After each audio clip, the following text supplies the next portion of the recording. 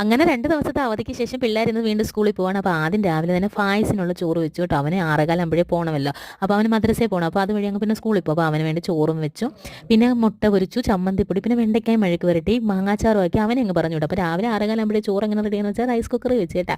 പിന്നെ ആബിദിന് ചോറ് വെച്ചു, മറിയത്തിനും ചോറ് വെച്ചു, 2 പേർക്കും ഇന്ന് ചോറാണ്. പിന്നെ ചമ്മന്തിപ്പൊടിയും മാങ്ങാച്ചാറും ആബിദിന് വെച്ചു. പിന്നെ മുട്ട പൊരിച്ചതും കിഴങ്ങ് മെഴുക്ക് പുരട്ടിയും കൂടെ വെച്ചു. അപ്പോൾ രാവിലെ കിഴങ്ങില്ലായിരുന്നു. പിന്നെ കടയിൽ പോയി മേടിച്ചിട്ടാണ് അത് മെഴുക്ക് പുരട്ടി വെച്ചത് കേട്ടാ. അങ്ങനെ അവരെയും പറഞ്ഞു വിട്ട് കഴിഞ്ഞു. പിന്നെ ടിഫിനായിട്ട് നമ്മളാണെങ്കിൽ ടൊമാറ്റോ മുറുക്കാന്ന് വെച്ചിട്ടുള്ളത്. പിന്നെ അണ്ണനുള്ള സമയമായ അണ്ണനും ചോറ് വെച്ചിട്ടുണ്ട് കേട്ടോ. അങ്ങനെ ചോറും വെച്ചു. പിന്നെ നമുക്കിന്ന് മീനൊന്നും പ്രത്യേകിച്ച് കിട്ടിയിട്ടില്ലായിരുന്നു. ഇന്നലെ ഞായറാഴ്ചയും കൂടെ ആയതുകൊണ്ട് ഇന്ന് മീൻ വരത്തില്ല കേട്ടോ. അങ്ങനെ ചോറ് വെച്ചു. പിന്നെ തേങ്ങ അരച്ച് ചമ്മന്തി വെച്ചു കേട്ടോ. കാരണം ചമ്മന്തിപ്പൊടി തീർന്നിട്ടുണ്ടായിരുന്നു. പിന്നെ പാവയ്ക്കായും കൂടെ മെഴുക്ക് പുരട്ടി.